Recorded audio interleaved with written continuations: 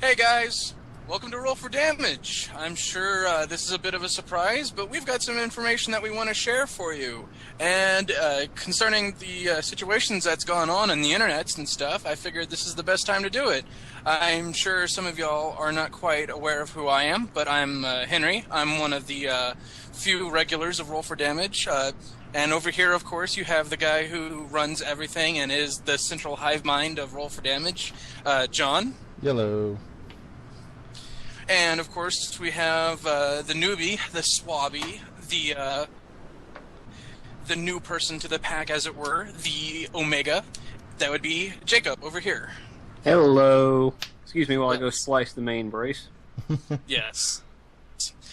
Whether we're on a boat or a ship or a pack or whatever, the point is that we came to talk to you guys about Dungeons and Dragons 5th edition, or as it's been better circulated as Dungeons and Dragons Next.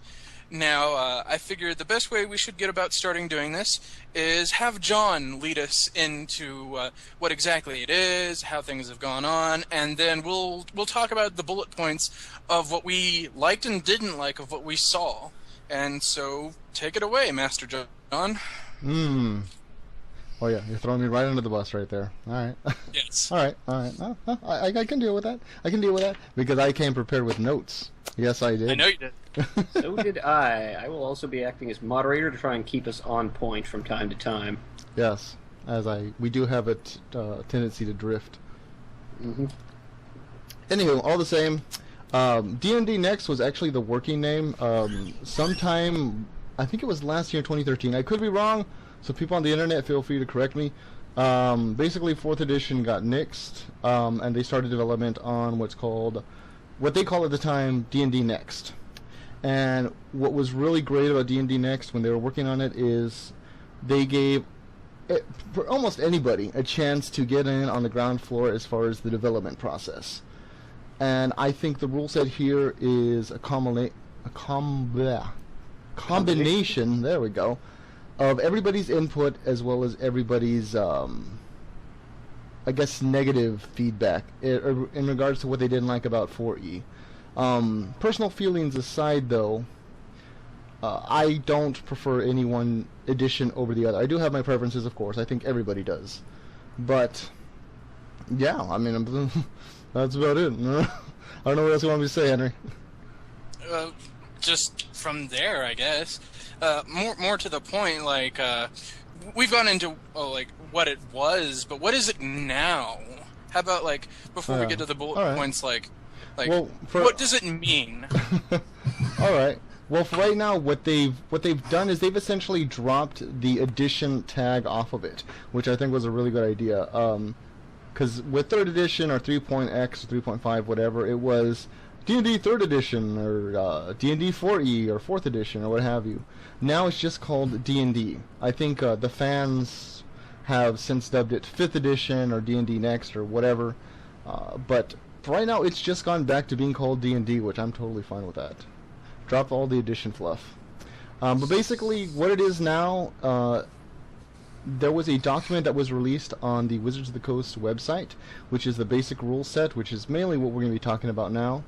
As well as touching on some of the stuff that was released in the starter set, which I was fortunate enough to get about a week or so before official release on July 15th. In a nutshell, from what I've seen, is everything is very streamlined. I have seen no negatives so far, but I also have yet to play the actual rule set itself, so I'd like to point that out to everybody. Just from a GM's perspective of looking at the rules and what have you, it seems very streamlined, and I have had my players roll up a few characters. So I have an idea more or less of how it's supposed to flow. I myself haven't played it yet, but I have read the leaked documents, as John pointed out, or document, I guess, and it was actually really compelling. I myself have not been a big fan of, or the biggest fan, really, ever, of Dungeons & Dragons 4th edition. I didn't really like the way it went. I didn't like how it, felt. But that's neither here nor there. However, looking at what they've presented us with so far, I've actually found it really compelling. It's like I jumped ship onto Pathfinder, and I have not looked back. I love that system, but looking at what I saw presented in these articles was compelling. It makes me think, maybe I could get back into, I guess, the name brand of tabletop role playing. I don't have to play the generic, dollar general version or whatever. I'm not saying anything bad. I'm not saying anything bad about Pathfinder, mind you. I love that system. I love it more than 3.5 and 4th edition. But maybe I might start. Until I really try it, I don't know how I feel about D&D Next. I only know that it looks really interesting. I've seen some things that I like. I've seen some things that I don't like, which is probably par for the course. A few that I'm unsure about. I also have never tested the system nor played anything in it, so grain of salt there. But I'm seeing some things that I do like both from 3rd and 4th, and I will openly admit I was not the most vocal supporter of 4th edition. I was rather vitriolic at first release, but then I started looking at it and said, maybe I'm just really, really grognarding here. I don't know. That's actually really funny, because when 4th edition came out for me, I jumped on that bandwagon right away, but that's entirely besides the point. Yes, we're talking about the new edition of D&D. I like that the ability score increases are a bit more frequent and that you cannot exceed 20 with them, because that kind of does help keep things a little more, realistic. Realistic. You won't have a wizard with 30 intelligence or a fighter with 40 strength. I just want to raise real quick. It's weird that you point that out, though, because as I was looking through it, they have stats for beyond 20. Yes, those are reserved for monsters and divines, as it's stated in the rules. Most mortals do not exceed 20. So, and in fact, it states within the rulings that you cannot exceed 20 with a stat increase. So it does encourage more balanced character building. Yeah, my dislike less was stats. one of my dislikes, but this could be simply because they're in the player's handbook. I have not seen any of the combat maneuvering. No bull rush, no overrun, trip, disarm, any of that. Yeah, that's. And I very much like arena-style fighting, parry, thrust, quarter spin, haha. And that was a little jarring, but that could be in the player's handbook, and they don't want to flood the overwhelm new players with the rules. Yeah. And what I'm unsure of is saving throws tied to every ability score. I actually kind of prefer that a lot more. It simplifies things so much, in my honest opinion. Having played with a lot of new players, having to explain a saving throw. Roll a dexterity save, I suppose, is a bit simpler than saying roll a reflex save. Yeah, exactly. Because especially going back to 3.5, your reflex is directly affected by your dexterity score, anyways. So. And that got a little changed if you're coming in from 4th edition, where your defense was the higher of 2 stats. Yeah. And if you're just flat out new to the system, you're probably asking me what a stat score is. Yeah, but if you're new to the system, you're probably not listening to Roll4Damage. No. Because we're highbrow, mustache twirl. yes. As I sit here sipping on some Chianti. My God, my monocle popped out when you said that. So, Sorry. bullet point, your first bullet points, John? Okay, my first bullet point is actually what some of my players asked me, and that is it even worth a switch right now? Especially with Pathfinder out. And my retort to them is, do you need to switch? And that's a very good question. And what I mean by that is, I have played multiple editions simultaneously in different campaigns, of course. Yes. Just because a new edition of any role-playing game comes out doesn't mean you have to jump ship and jump onto the new one. Oh, no, not at all. If you're still enjoying your old edition, keep playing it. Yeah, definitely.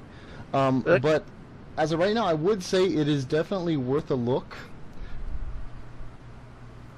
I mean, it definitely. I mean, I don't know how else to word it. It's definitely worth a look. I mean, they got so much stuff right, in my opinion. I wanted to go into my likes for a moment. I have more than one, so I'm gonna kind of try and get. I'm gonna kind of go through all of mine, and then let y'all take the floor, because I want to have the time to go into depth a little bit more than going one at a time. One of the things that I liked about this information was that it's presented in such a way to actually be neutral to all of the campaign settings that have been created, and it mentions them all. It doesn't just exclude one or the other. Even stuff that it doesn't use anymore or hasn't been used since like first or second edition, they took the time to at least talk about here or there in just little moments. I like how it's essentially, here's a way to play a role-playing game with rules at a table, and here are some settings that have utilized these rules. I liked that actually a lot. Such settings as the ever-popular Forgotten Realms, Eberron, Greyhawk, Ravenloft, Dark Sun, Planescape, and is Kryn represented, I wonder? I believe Kryn is... In fact, it is. There was one of the quotes is from the War of the Lance, if I recall. Yes, Dragonlance. Mm-hmm. But yeah, that's what I like about it is like, unlike in past, I want to say players' handbooks, which were supposed to be the general kind of, generic, here's how to play and stuff. Mm-hmm. It more came as like, here are the rules and here are some settings that these rules are in. And as you look, it also gave you the list of gods in Greyhawk, as I recall, because the game assumed the basics of Gary Gygax's setting, the realm of Greyhawk. Yeah, those were the older players' handbooks, mm-hmm. And like this itself doesn't do that. It just tells you how to create characters, and it gives you examples of how these characters might fit in these settings, like from their classes or their races, but it doesn't say strictly that that's what these are. It forgoes forcing a setting on you while trying to remain generic as possible. And that was my first like on this. If I might ask, what was your first dislike, if you're done with that topic? Well, I wasn't. Continue. I wasn't quite done, but I can Somebody's move up. Somebody's an eager beaver. Yeah. Just trying to keep us on topic. Calm down. I'm still in likes. I wasn't breaking away, but now you're making me break away, so it's your fault. No, by all means, continue. All right. So the other thing that I liked was, and this actually generated some controversy, believe it or not. Which was? There is in the character creation section of this blurb one paragraph. This one paragraph caused a slight bit of trouble in the world of the internet, I suppose. Not just the internet, but I guess in America. And I liked this because it meant something to me as an individual playing this game. And what this paragraph was an inclusionary paragraph saying that tabletop role-playing games, and Dungeons & Dragons in particular, and all of its settings, is not exclusive.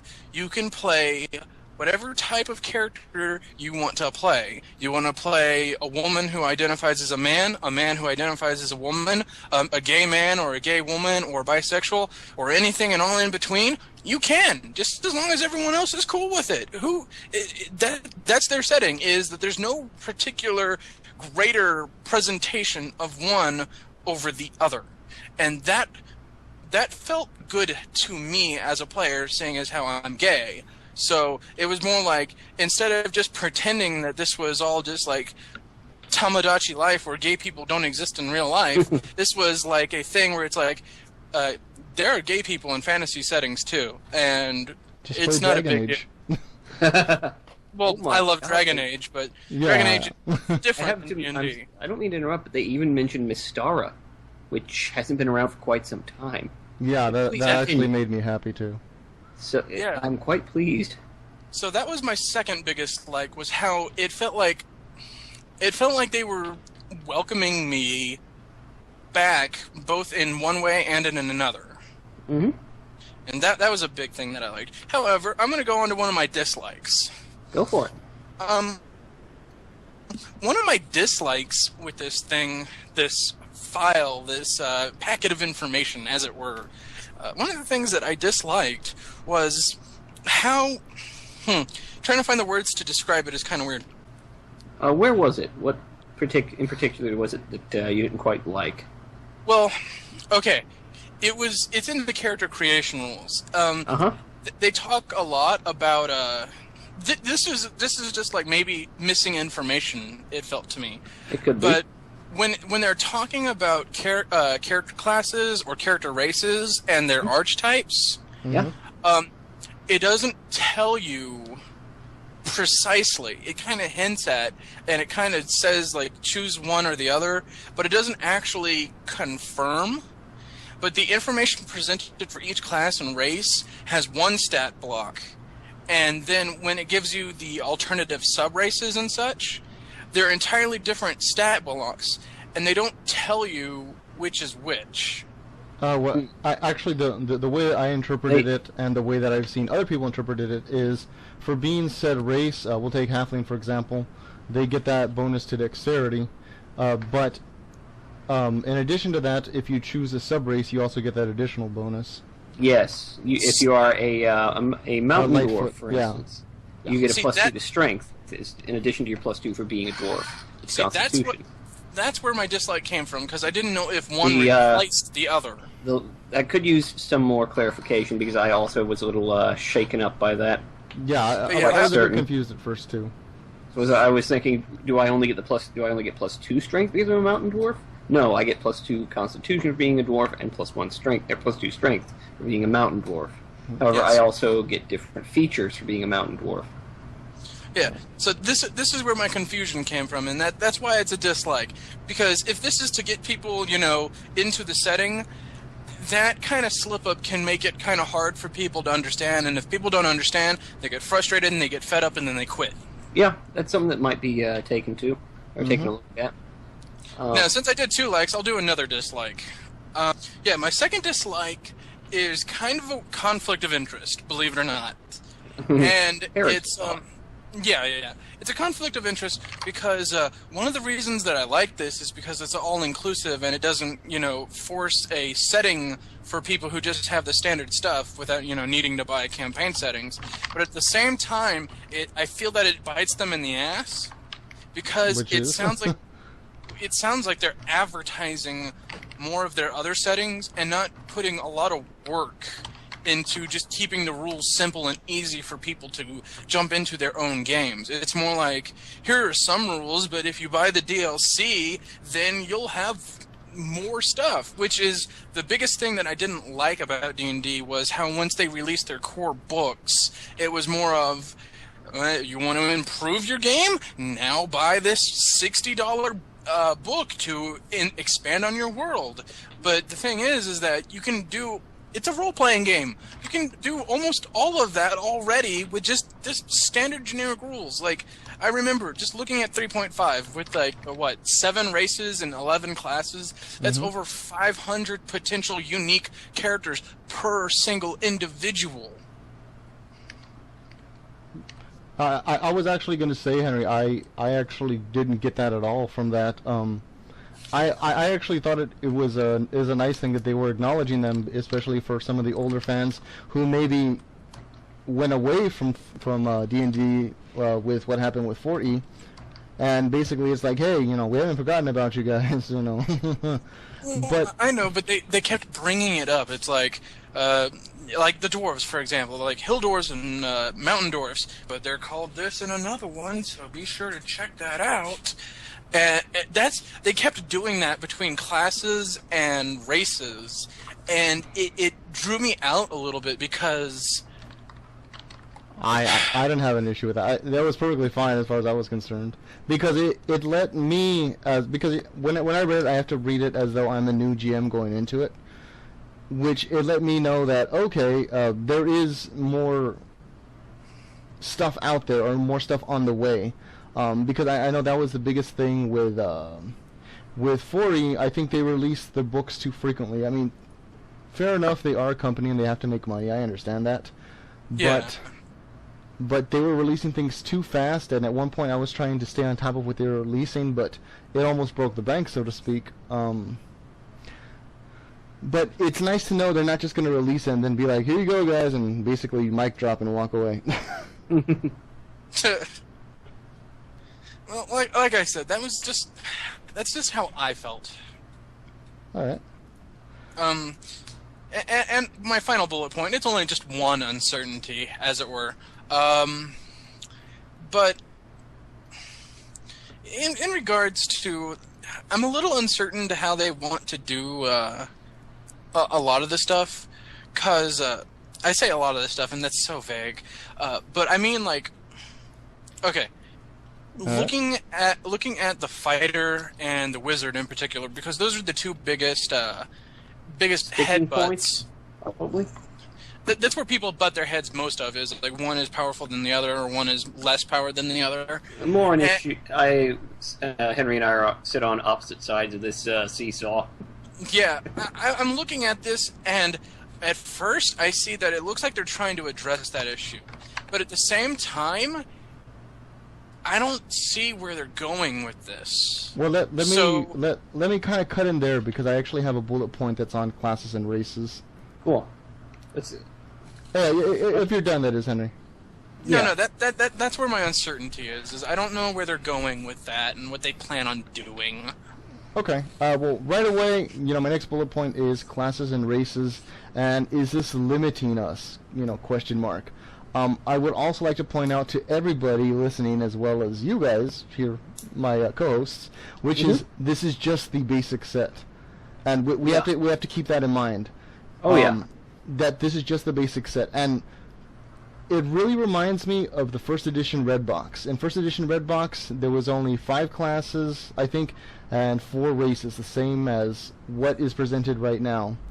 And they're trying to build, at least from what I interpret it, as a very good foundation. They basically went back to square one and said, okay, why did this fail and this didn't fail? And they basically tore away all the crud, and everything's back at square one, and they're building off of that. And I feel like so many people are quick to be like, well, they don't have this class yet, or they don't have this race, or whatever. I want to play a drow, whatever.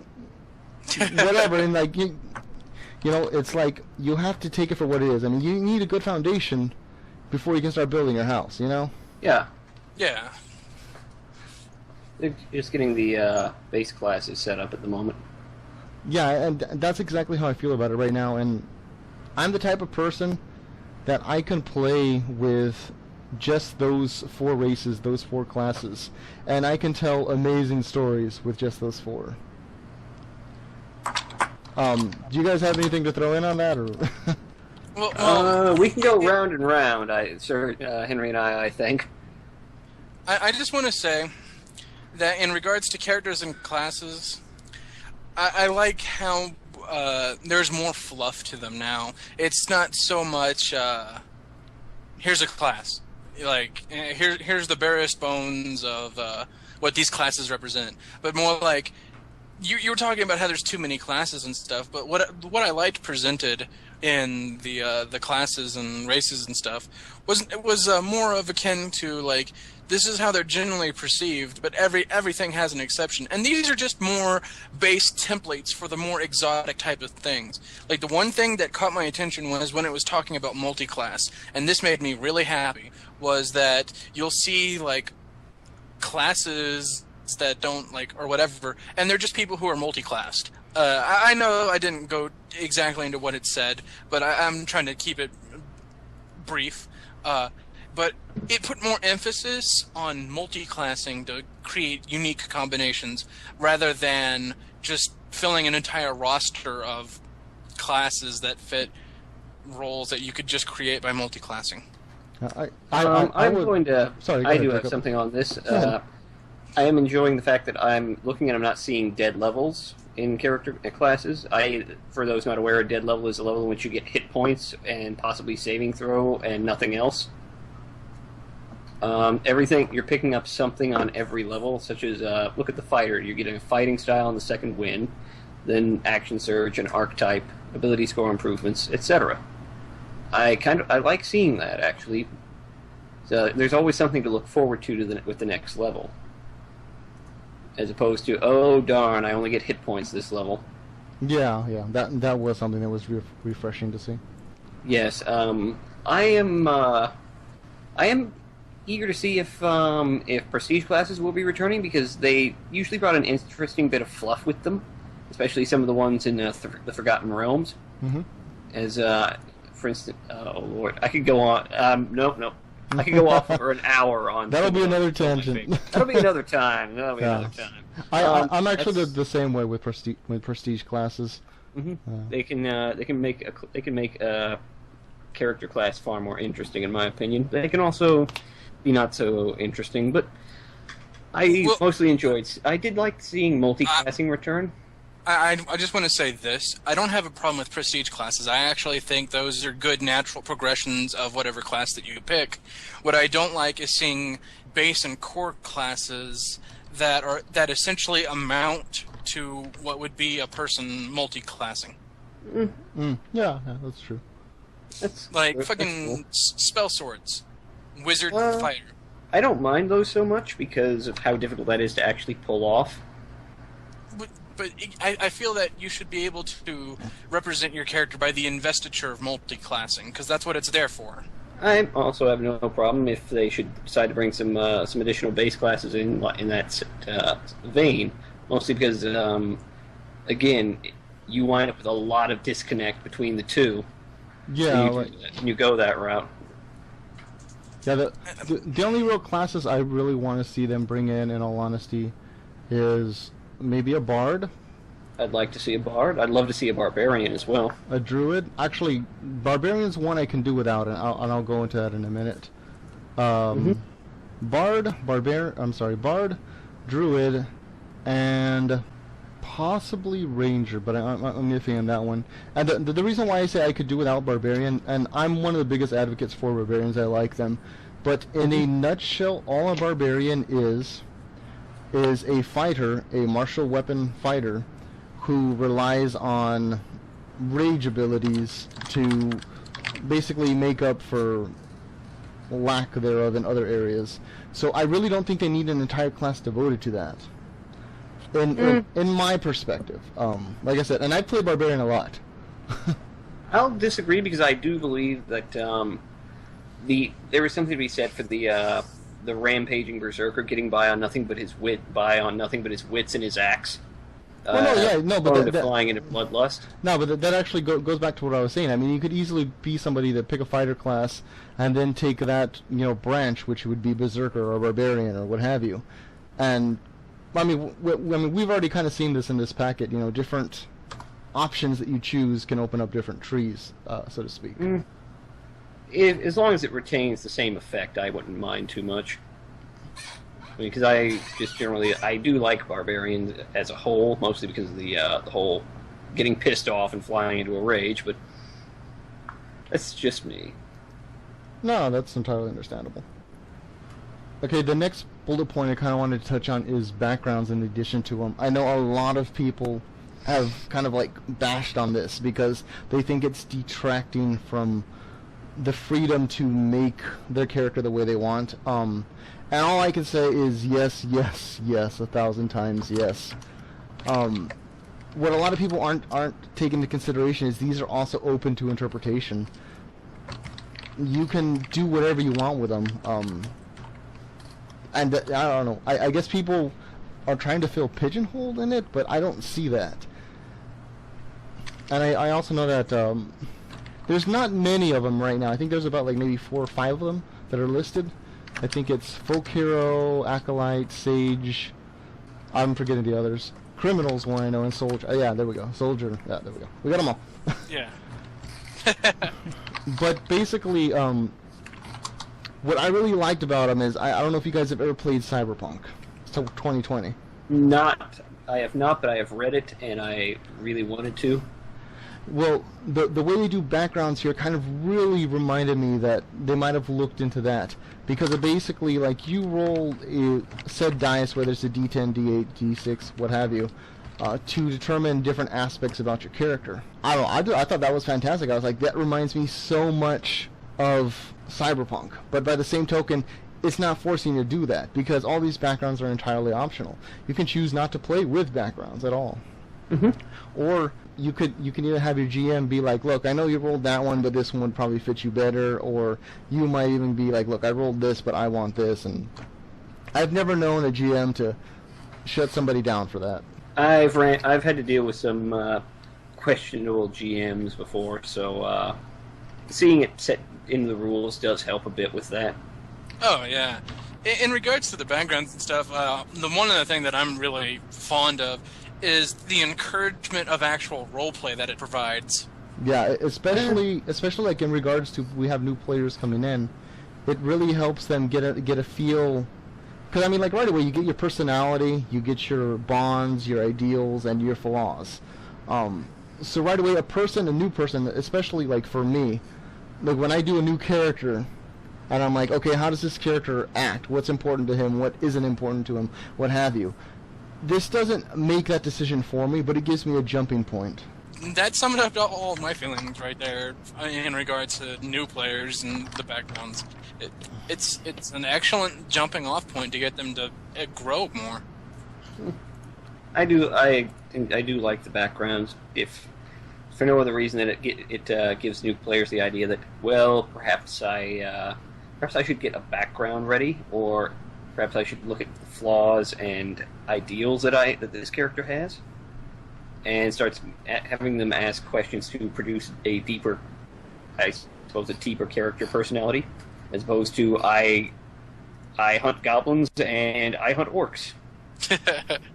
All right. The next bullet point I wanted to touch on, if we're all done with that one, is trinkets.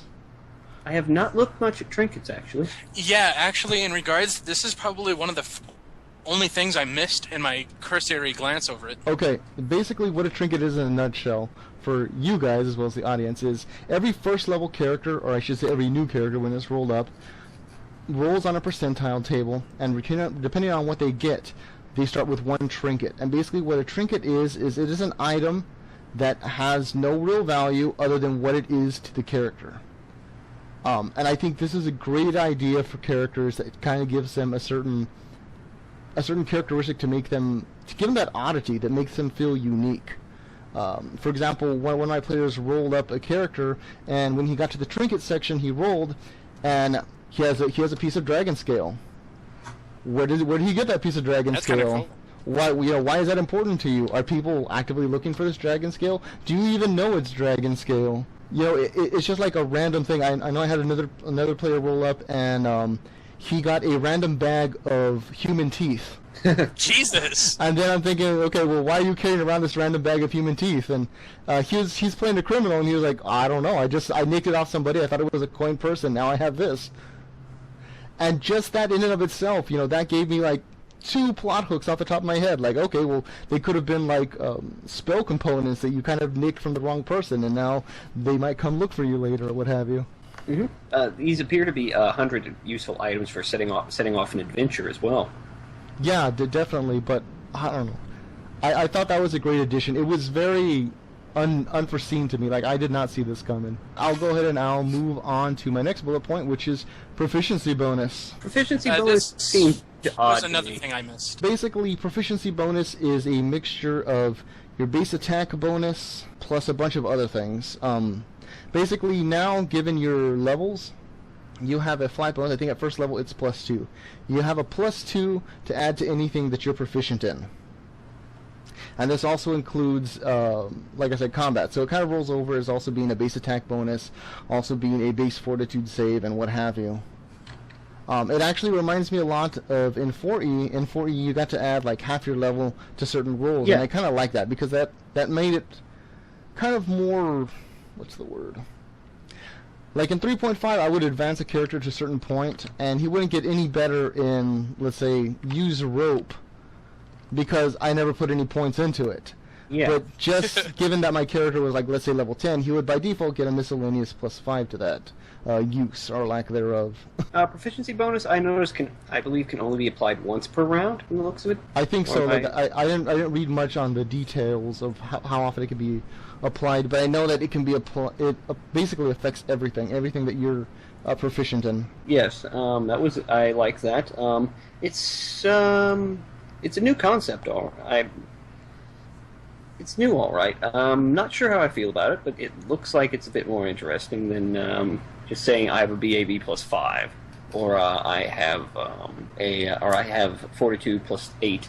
It also creates that element of risk and reward. Do I expend my proficiency now, or do I save it in case I'm forced to make a saving throw or a skill check later in the round? Or if I really want to succeed on this skill check, I'll spend my proficiency there.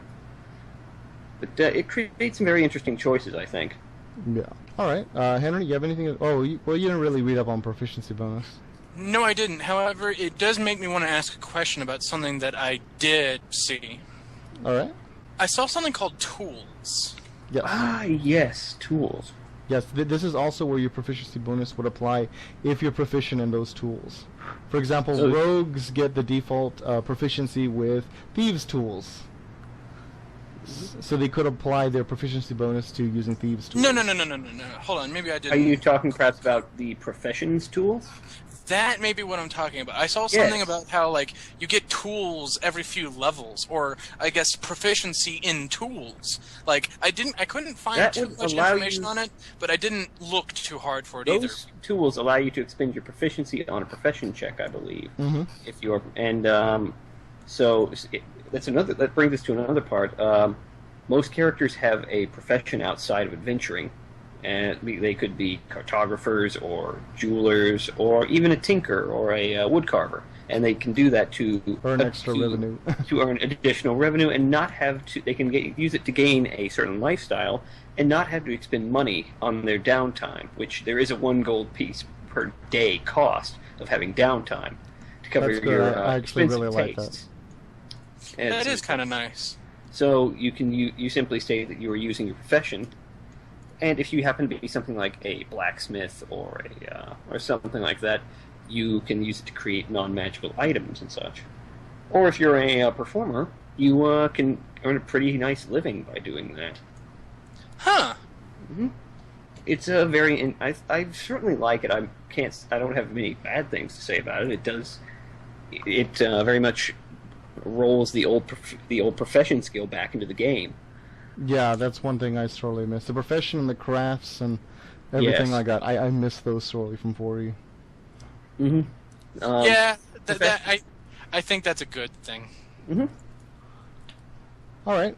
I just wanted to go ahead and move on a bit. One more bullet point. Mm-hmm. And that is to talk about spells.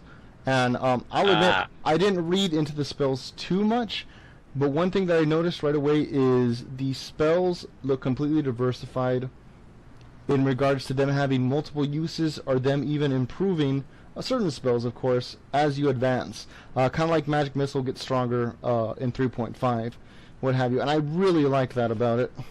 Being able to cast spells at a level higher. I was a little hesitant with. I'm not sure how that's going to play out, because a number of these do receive a more powerful effect for being cast with a higher level slot, and I don't know. I'm very cautious around spellcasting in D&D, mostly because of the extremely binary situation between people with magic and people without.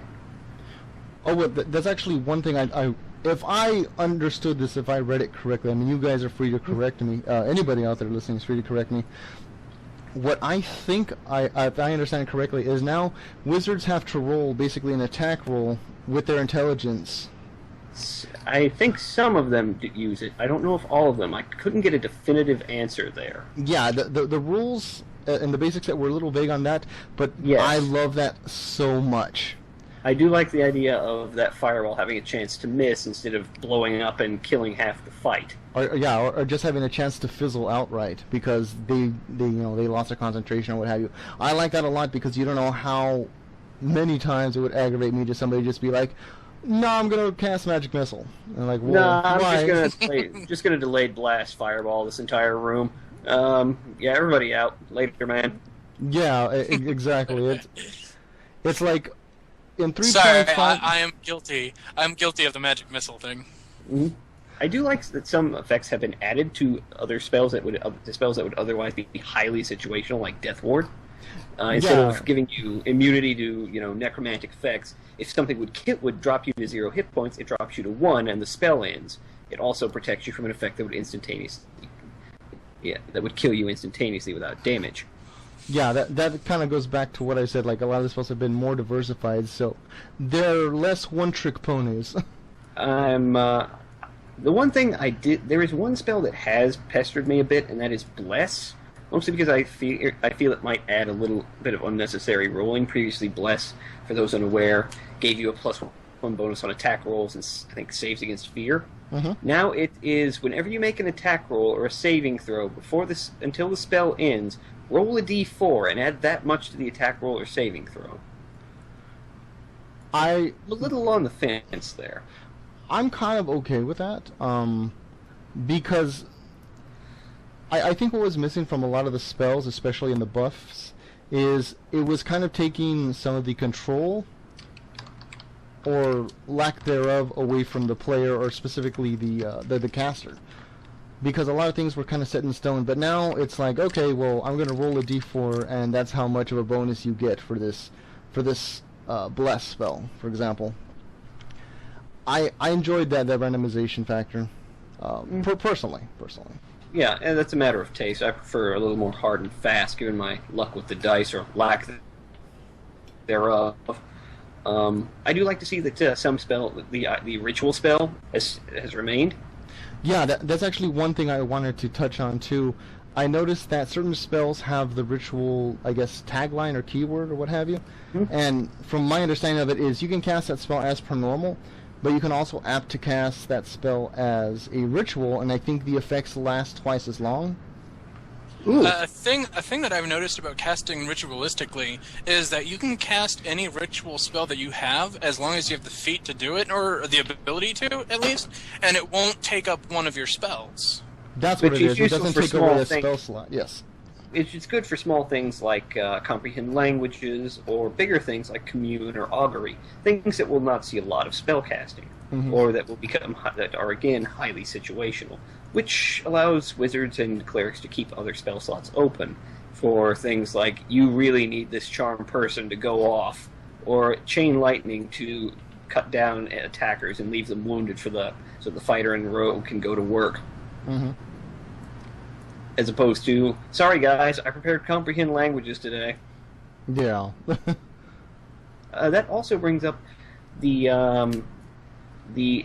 long and short rests, which that's actually from 4th edition.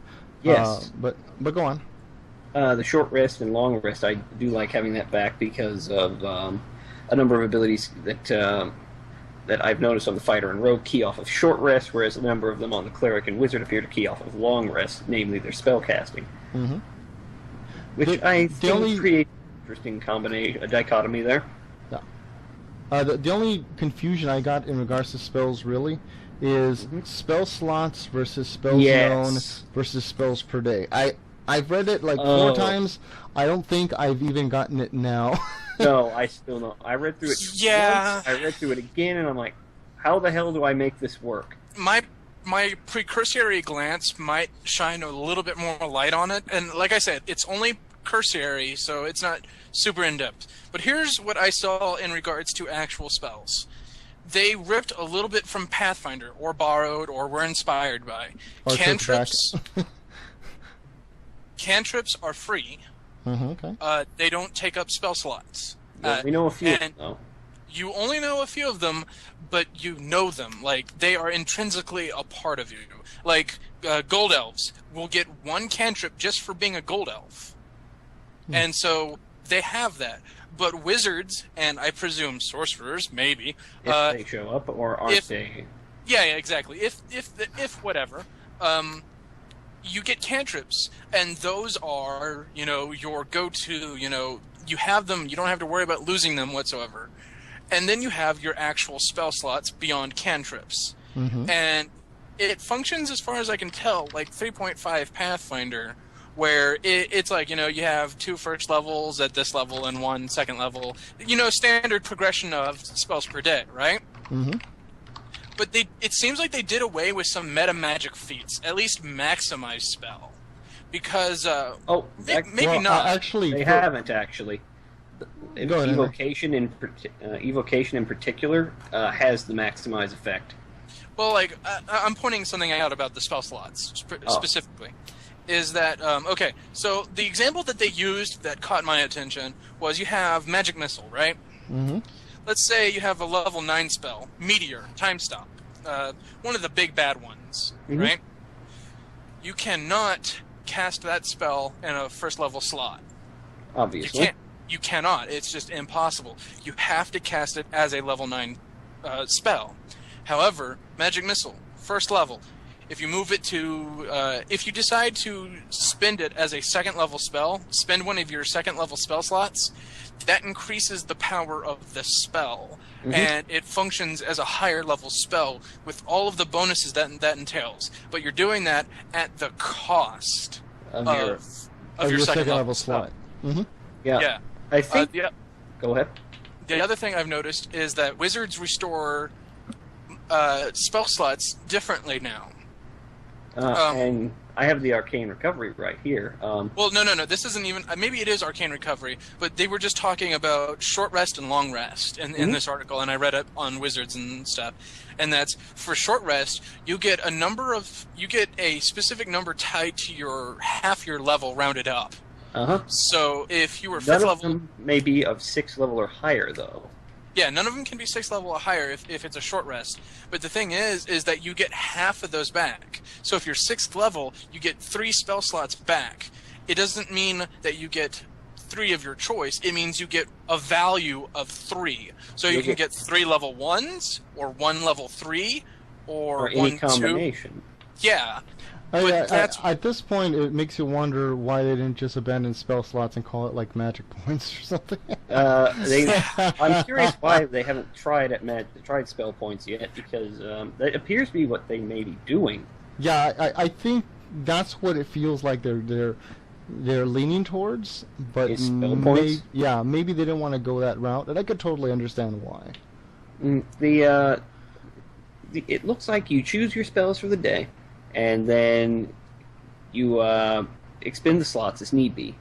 And if you want to cast something at a higher level, you use a higher level slot, and it becomes more powerful. Like you get more magic missiles, spells last longer, spells do more dice of damage, etc.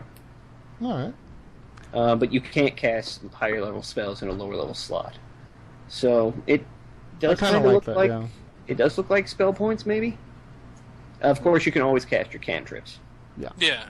And I wanted to touch on one other thing. Starting equipment is now down to a package, as opposed to spend money. Well, actually, we can get to that because I have a bullet point about equipment and armor and so forth. All right. But I wanted to say it looks like you cannot put cantrips in the spell slots. No, they can't be upgraded. Which I'm actually totally fine with that. Cantrips were supposed to be minor little parlor trick type things anyway, so totally fine with that. Okay, the next bullet point I kind of wanted to move on to is combat. Once again, I'd like to reiterate to everyone listening, as well as my co-host as well. I have yet to test this myself, but from what I've read and from what I've seen and the visuals I have in my head, it seems a lot faster. And I'm not sure why it seems faster, it just seems a lot more streamlined. It could be that there's no more flanking that's been reduced to advantage, disadvantage, and that there's only 5 steps to a combat turn, and the reduction in the number of actions. There's a reaction, there's an action, and you may have bonus actions depending upon your class. And if that action is, I think you get a move as well. But that really does, when you don't have 300 potential options per turn, it really speeds up combat. Yeah, and that's actually one thing I want to touch on, because first thing I noticed is there's no feats, and at first I was very worried and upset about that. But the more I started reading into it, the more I was like, I'm sort of fine with that now. Like, it got to the point where when I would make a 3.5 or Pathfinder character, I'd look at all the feats and be like, boy. and just kind of start cracking open the encyclopedia, so to speak. I generally saw feats more as a, how do I build this character, yet provide him with abilities that complement him and sort of bring out his and sort of point to his abilities and things. Mm-hmm. I mean, how would they have this? Would he have, he's a fighter, he's got power attack. Will he be a spearmaster? Will he be a master of the rare dwarven Three Thunders style or something like that? Yeah, I think all of that's kind of streamlined now and into the proficiency bonus, and I think that just makes things flow along so much faster. I did notice that there is a feats section, however, and it gives that option as opposed to receiving one of your stat increases. Really? Okay. The feats, it was listed somewhere at the end of the classes, but there's no feats in here. Oh. So that's probably going to be like in the advanced rules or something. That's probably going to be. But feats appear to be there at least. There's one more thing I did want to point out in regards to combat, and that is, I don't know if you guys noticed this, but they completely eliminated criticals. Now you only land a critical on a 20. There's no more threat range. I believe fighters do get a higher threat range, but only fighters. The champion option does go 18 to 20. I don't even mess with the options, honestly. I have my players just playing stock stuff for now. Oh, that's in their stock stuff. Well, I mean stock stuff from the starter set. Yeah, this is in the starter set. It's the only martial archetype offered to the fighter is gets improved critical and superior critical, which gives them 19, 20, 18, 20. But yeah, even then that's not threatened. It's just you score criticals on a larger range, and you just do double damage now with a critical. The other thing that struck me as odd is they also, if you critical as a rogue getting sneak attack, you multiply your damage dice from sneak attack. Really? I must have completely glazed over that one. Yeah, including on a critical, even sneak attack is doubled. So that could result in some really devastating hits if the rogues get lucky. You know, and I'm totally fine with that. I've always been a big fan of a rogue being able to essentially take down a very powerful enemy just with a lucky break, so to speak. Yes, with a lucky break and a little planning, if they catch them unawares, of course. And that should be where a rogue is dangerous, but they probably shouldn't be out fighting a fighter on, just toe-to-toe with you. Yeah. It's always been my thoughts. And don't get me wrong, I adore rogues. As anyone who knows me will tell you. Yeah, always a rogue. Always a rogue. All right. I wanted to move on to the next bullet point, which is some main thing that I noticed, which is changes to armor. Yes. I'm actually all for this. I kind of like it because it kind of makes sense. Basically, armor fight you with an. Go ahead, sir. Go. Sorry. I don't know. But basically, the heavier armor you roll denies your dex bonus, or at the very most will penalize it. But it does give a very hefty flat AC. I know that in 3.5 Pathfinder, what have you, you would have to calculate your AC. It was always 10 plus this plus that plus whatever, and that'd be your total AC. Now it's just like, you're wearing chainmail, that's 16 AC. You're using a shield that gives you a +2 to that. It's nice and flat and simple, and I like that. And I've noticed that it immediately notes some armor just gives you the disadvantage to sneak in. Exactly. Flat out. So that if you does away completely with what is it, the armor check penalty. Mm-hmm. No, there's no penalty. There's no amount taken from your stealth check. It's just you roll twice and you take the worst of 2 rolls. Which actually goes into my next bullet point, unless Henry or you, Jacob, had anything to throw in. My only complaint is chain shirt is now medium. Yeah, I know that threw me off too. Other than that, no, I don't really have any major. I didn't really get a good look at the equipment section. I was busy looking at all the character-centric stuff, so this is more of y'all's area's expertise. I was looking more into the character stuff, so as we've drifted further away from that, I've had less input to give on that. All right. My only other complaint with the equipment fell into weapons, and that was that small creatures now cannot wield two-handed weapons. Some of them, at least. Well, they can if it has the if weapon it has the versatile. Yeah. But other than that, they can't pick up mauls, greatswords, etc. Oh, that's true. But then again, I mean, a good GM could always just wing it. Yeah, that's true. But we kind of touched on this, but I'll just move right into the bullet point, and that's advantages and disadvantages. I'll say I love this. 100% I love this. It makes things so much more simpler than instead of saying, oh, well, you know, since he's helping you out or whatever, you now get a +2 to that roll or whatever. Now it's just like, oh, he's helping you out, you get an advantage to that roll. Roll twice, take the better. Yeah, basically, that's what an advantage is. If your GM tells you you have an advantage on that roll, you roll 2 d20s, and you get to choose the better of the two options. By the same token, they now have disadvantage, which, by the same token, if a GM says you have disadvantage on this roll because of armor, for example, then you roll 2 d20 and you take the lower. That's kind of cool. That's actually really cool. It's almost like getting a rollover, or do again while you're doing it. Halflings have the lucky feature, which they yes, can extend I saw that. to re-roll that die. So if you wind up with a disadvantage, you can re-roll the lower die and hope to get something better. That's true, yeah. Although I would say that was kind of weird wording to me, because technically a roll, in my perspective, is defined as you rolling whatever dice you roll at one time. Because if a halfling essentially has disadvantage and rolls them both and be like, well, this one's a 17, this one's a 2, I'm going to choose to re-roll the 2. As a GM, I would say, no, you have to re-roll the whole roll again. That's what I would roll, personally. I don't know. It gives the halfling the advantage of, well, you know what? This was a bad roll because of the disadvantage. I could throw this off because I'm a halfling and I'm lucky. No, I totally get that. I'm just saying, would they have the option to re-roll that one dice or to re-roll the entire dice roll? I would personally tell them to re-roll the whole dice roll. Okay. The only other complaint I had was that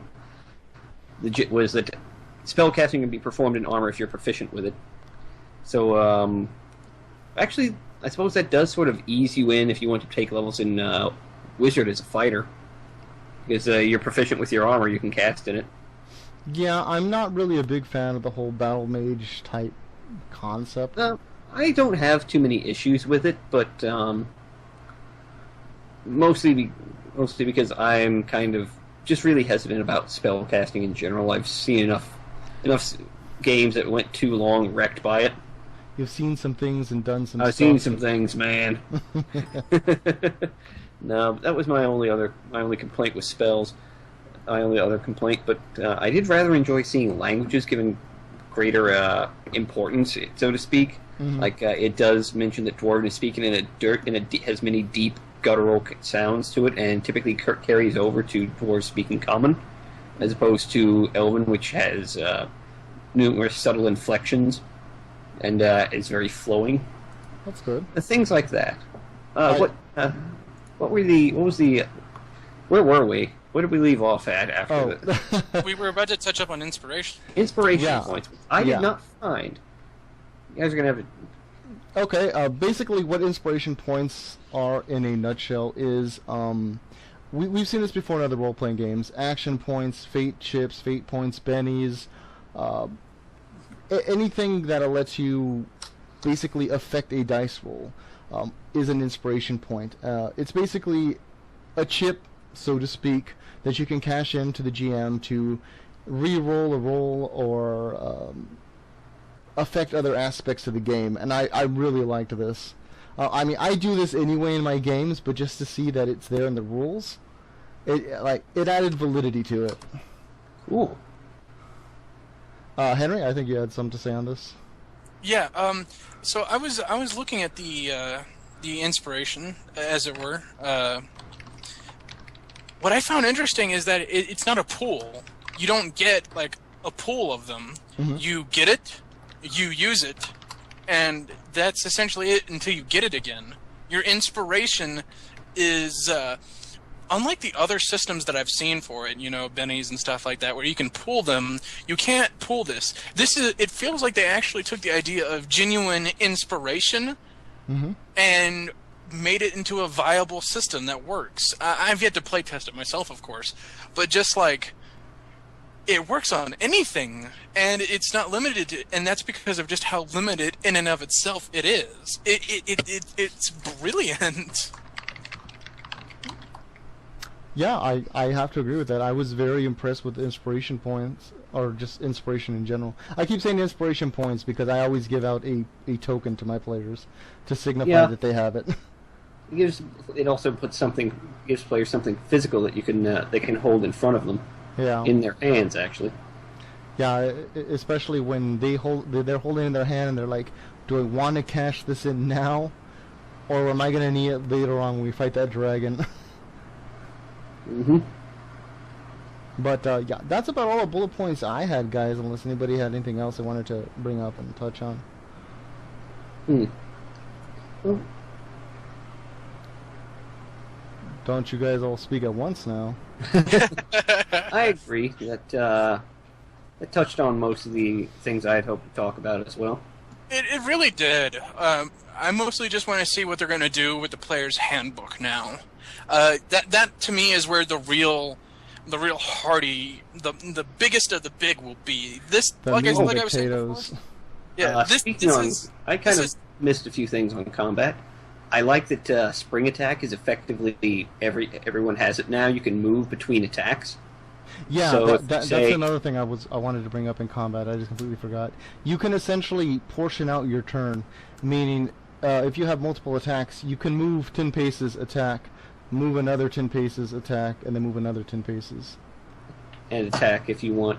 Yeah. Only fighters receive additional attacks, though. Yes. So. Well, I have somebody in my group right now who rolled up an archer who wants to take advantage of that. So we'll see how that plays out. I much enjoyed seeing the simplified sneak attack conditions.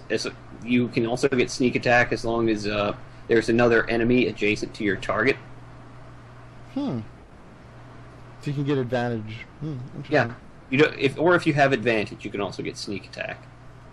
All right. Well then, gentlemen, I think we've pretty much beat this horse down. It's dead. Yep. Yeah, that horse is nothing but a pile of bones.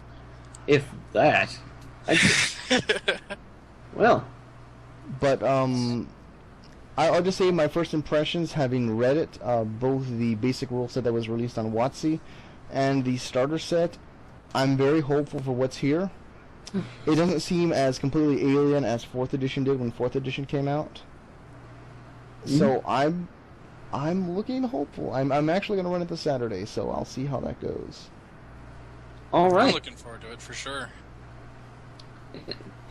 Well, what are your guys' general first impressions on it? I already gave my first impression at the very beginning of this. Did you not listen? No, usually when you talk, I kind of just drift off. My first impression is it looks like it'll be interesting. I'll have to give it a try when it comes out. Yeah, the main thing I will say is it looks like it's a step in the right direction. It's not perfected 100% yet, but once again, this is only the basic rule set. So I can't completely pass judgment on it. No, not without the player's handbook and the DM's guide. It's impossible to really say. All right then, guys. I think that's about gonna wrap it up for this episode. This has been our D&D 5th edition first impressions type video podcast. Wherever you happen to be listening to this, whether it's on YouTube or iTunes or what have you. Whatever. Yeah. So until then, guys, I'm John. That was Henry. And I'm Henry. Yeah. I'm Jacob. Jacob. And don't forget To roll for Roll damage. for damage.